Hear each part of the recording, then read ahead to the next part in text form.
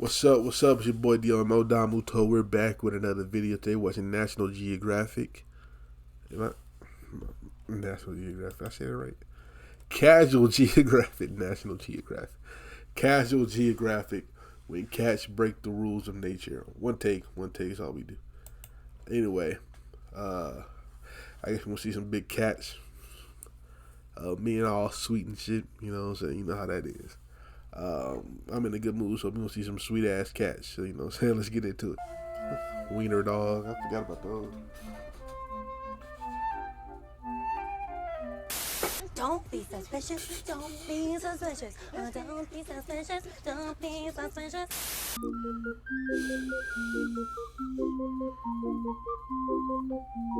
Sometimes all it takes is one picture going viral to completely shatter everything we thought we knew about the world. This is one of those pictures. So the story goes, a mother tiger in California tragically lost her cubs to premature labor, and the loss left her so depressed that she would barely move and wouldn't eat at all. Worried for her well-being, zookeepers took 5 baby pigs, wrapped them in tiger skin, and like only a true mother would, the tiger adopted them all. She would nurse them, eat and sleep with them, and refuse to let them out of her sight. It was your typical Disney feel-good story that won the hearts of anyone who saw it. Now, here's where you have a choice. I can let you keep believing that story and just leave you with the happy ending. In which case, you should probably click off this video, drink water, hug your mother, all that good stuff. We'll see you in the next one. For the rest of y'all going red pill, just remember, you chose this. So this picture is 100% real. No Photoshop, no filter. This happened. The story I just told you behind it was completely made up. First of all, this wasn't even taken in California. It was 8,000 miles away in one of the biggest tiger hubs in the world, the Sriracha Zoo in Pattaya, Thailand. This isn't a wholesome story about a tiger taking the role of swine surrogate. It's actually one of the most unhinged experiments you've never heard of. You see, this zoo wanted to know if they could successfully rewire the nature of a tiger, and they did that by having one be raised by a pig. Yeah, they basically decided to play God with a giga-sized Garfield. I mean, this was back in 2004, but it was also 11 years after Jurassic Park. Someone should have known better. So the Sriracha Zoo had a mother pig raise a litter of tiger cubs. The tiger in the viral picture was 2-year-old Saimai, and she was actually brought up and nursed by a pig until she was 4 months old. The whole point was to see if being raised by a pork product could make an apex predator less of a life risk and more docile. And from the pictures and videos, it would seem like it worked. Until it didn't. It would take years, but eventually several claims would come out. You know, claims of animal mistreatment, exploitation, and straight up abuse. Basically, it ended up being one of those places guys would go to take a selfie with a tiger to put on Tinder. And I genuinely hope that was the only cat any of y'all ever saw. The zoo also had a bunch of hands-on stuff you could do with tigers, which is probably the biggest red flag a zoo can have. If the same stripe delete button that can solo a walking bicep also sits still for a stranger's selfie, I will never take a picture with a fucking So to tiger. make a long story short, if Tiger King would have came out in 2004, Joe Exotic would have been Bangkoking in Thailand. There was even an incident where 23 tigers flatlined a bird flu after being fed raw contaminated chicken. And then there's also the fact that one of the zoo owners, Samay Thamsiripong, was charged with breeding tigers without a license. It took a worldwide pandemic to do it, but eventually the zoo closed its doors July 13th, 2021. But whatever happened to Saimai and her foster pigs? Well, 16 years after this picture was taken, another video would go viral. Only this time, it was a now 19-year-old Saimai pouncing on one of the piglets, and not in a cute playing type of way. The only thing stopping Wilbur from becoming the end of Charlotte's Web was a zookeeper distracting the tiger before a bunch of small children found out where bacon comes from. That video wasn't exactly the nail in the coffin, it was more like the shovel that started the digging. What that video also proved is that you can't change nature, no matter how many sequels this franchise gets. Like take this video for example, where this polar bear went viral for seemingly petting a husky in Canada. The biggest meat eater in the world on legs, and even he can't help himself. Adorable, right? The part that didn't go viral was immediately after when the polar bear proceeded to send the dog to dog backwards by attacking and eating it, all while the dog was chained up and couldn't even run. Hey, remember, you chose the red pill. The point is, there are rules in nature, and every time we cosplay as creator and break them means one less dog, one confused tiger, and a bunch of pigs that are gonna have one hell of an identity crisis. But sometimes nature breaks rules all on its own, and all it leaves us with are questions. Kamunyak was a lioness living in the Samburu Reserve in Kenya who would become famous worldwide in 2002 for violating the #1 rule of being a lion. The lioness was seen with a young, as in not older than a week old, oryx calf. She didn't turn the calf into calories, instead she acted as his bodyguard, following it around everywhere and even defending it from other animals attempting to meal prep it. The lioness had adopted something that any other day would have just been protein. And this time humans had nothing to do with it. Tourists would flock in from all over to witness this disrespect to the natural order, and even after seeing it with their own eyes, eyes, they still didn't believe it. Kamunyak only confused rangers the more they watched her. At one point, she squared up with a group of cheetahs for looking at the oryx calf the wrong way. She would literally starve herself for the calf's sake. She couldn't go out and hunt for herself since the little oryx calf would just wander around aimlessly instead of staying hidden in one place the way an actual lion could. What the fuck? So for the more than 2 weeks these two were together, she just didn't eat. I can only imagine what the other lions thought. This was basically like a man walking into an orphanage and then leaving with a Big Mac in a stroller. Like that time SpongeBob had an entire relationship arc with something he grills for a living. It's just one of those things like Mandy smiling or EDP foster momming a cupcake and not eating it. It just breaks the natural order. One day, Kamunyak and her little calf went to get water, and in the short amount of time her back was turned, a male lion appeared and gave her a live demonstration of what a lion actually is. So yeah, no more baby. And the lioness that had nearly starved herself to death for it acted like any mother would after losing a cub of her own. And the rangers watching it all go down had no way of explaining it. Now, the baby oryx calf being chill with its #1 op in the first place actually isn't that crazy. There's a good chance it was probably just too young to even know what fear was. Like when a baby wildebeest was filmed playing with a hyena cub as if his family reunion wouldn't dissect and eat him alive. That is until its mother pulled up and bro remembered who he was and dipped. But a predator playing parent to prey is where rules get broken. It's something you'd expect from Disney, and like in Disney, it probably started from a family member getting murked.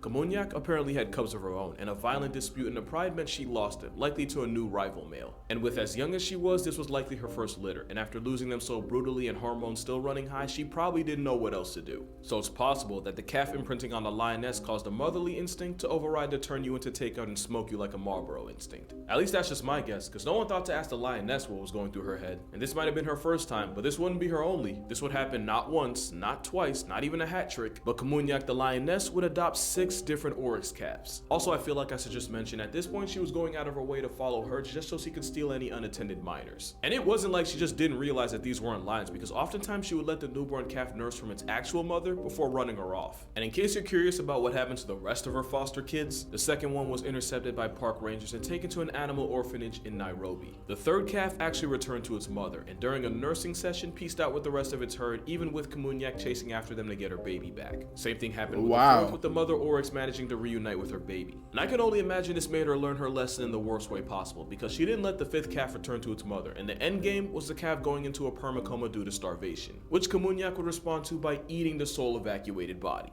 And adoption #6 went like 3 and 4, with the kidnapped calf hightailing it back to his biomom. And remember, she would go on a hunger strike for the entire time she was looking after each one. And I'd love to tell you that this story ends with Kamunyak finally getting an actual family of her own, except she was last sighted in 2004 and no one's been able to find her since. So if this was a movie, it'd be Lion King's troubled teenage cousin. And it's not the only time this kind of thing would happen. In 2015, a film crew was focused on a herd of wildebeest along with one lioness stalking them from the grasses. Fun fact, lions will often spawn wipe their prey by attacking the ones that have just given birth. So when the lioness made her move and the mother wildebeest dipped, it looked like it was about to be a revolving door for the baby right back to the gulag. Except that's not what happened. The apex predator hesitated on what would have probably been her easiest meal in months. And the literal minutes-old wildebeest started nuzzling up to the huge cat, as if the same lion that wasn't finna take him off this world was the one that brought him in. And I don't know if it was that famous new baby smell, or if the fetus not showing any fear factory reset the lion's software, but not only did she spare him, after a little while she left, and the still wet from the womb wildebeest calf reunited with its mother. And unlike with Kamunyak, this lioness was 100% trying to catch a body, but something made her stop, and I have no idea why. At least with the calf, it's probably too young to know to run away and just saw the lion as a warm body. But an animal deciding to pretty much pardon something it's eaten hundreds of in its life is something science can't 100% explain. And before y'all say she must have felt bad for the baby, there's literally videos on YouTube of lions life-depriving pregnant animals, pulling the fetus out and eating both alive.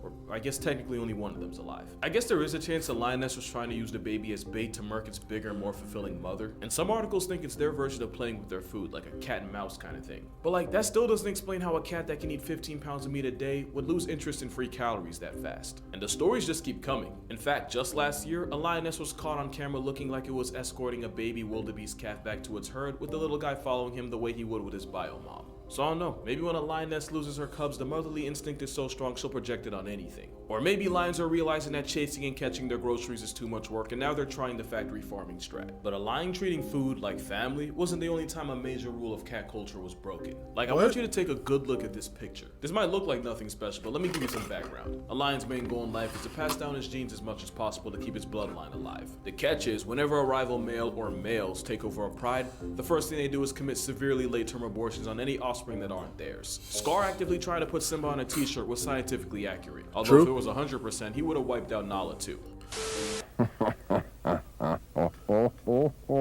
is true. Nala. You know, you really have no choice. One way or another, I always get what I want. The Yikes. fuck?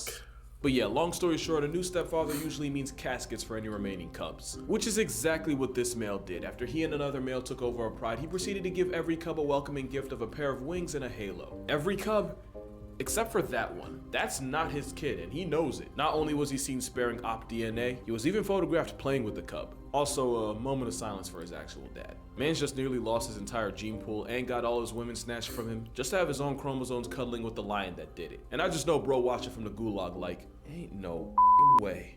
Now, new males don't always go Casey Anthony on the children. Sometimes lionesses are able to fend off the newcomers, and sometimes the lions don't even bother with cubs that are 9 months or older, i.e. cubs past the nursing phase. But like, that's the thing. That cub is definitely young enough to get turned into a rug. And being cute with someone else's kid goes against basically everything we thought we knew about them. And it's not just lions defying nature. Male tigers usually want no parts in raising children. They might protect them, but that's it. Especially since tigers are solitary animals that have enough of a full-time job looking after themselves. But there was at least one tiger that broke this rule, and his name was P243. You see, our boy P243 had a mate, and that was P213-32.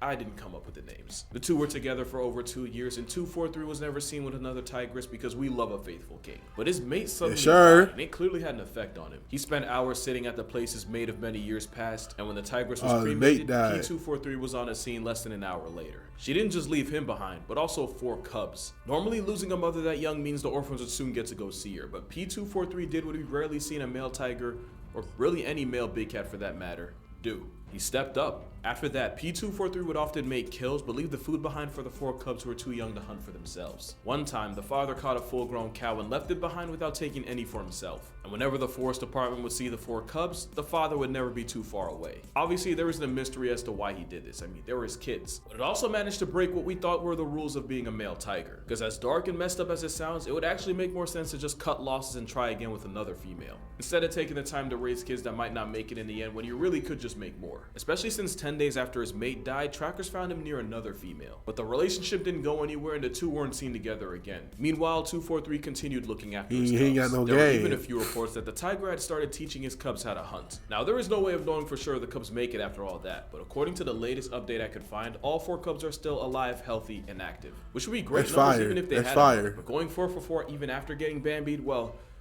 that's not supposed to happen. At this point, every breath they take is overachieving, and you can thank Mr. 243 for that. But yeah, that's gonna do it for this video. Be sure to check out my TikTok and Instagram for That's more fire. consistent I ain't uploads gonna in between videos. And if you'd like to support this channel beyond subscribing, my Patreon's also gonna be in the description. But as always, it's only if you have like extra money or That's fire. You know what I'm saying? My boy had to say, she said, hey, look, these kids ain't gonna make, these cubs ain't gonna make it. So I'm just gonna step up and do my duty, my job duty. These is my kids, you know what I'm saying? Shout out to that tiger for real. And shout out to Casual Geographic for this video. Yeah, bro. You know, sometimes nature's weird. Nature's weird, you know what I'm saying? Anything can happen in nature. You know what I'm saying? You could be face down with a tiger, eye to eye. The tiger ready to eat you, then he'll just walk away. You know, you never know what happened in nature. You know what I'm saying? It's just nature. But anyway, if you like my reaction, make sure damn. If you like my reaction, make sure you like, comment, subscribe, and I'll catch y'all next time. Peace.